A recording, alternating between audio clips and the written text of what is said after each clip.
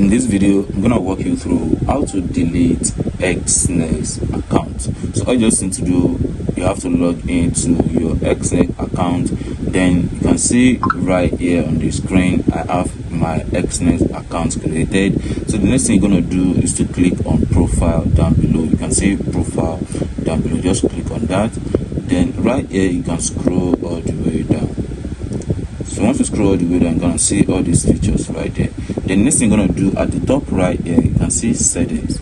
So just click on that settings, then you can see delete account. So once you click on delete account, it's gonna show you how to delete your account. You can see if you wish to terminate to permanently delete your Exness account, please reach out to support@exness.com or tap the button below to read about the account termination process. So you have these two options: by reading the termination conditions, or by contacting the support of Exness to help you delete your account permanently or close your account on Exness platform. So that's how to go about it.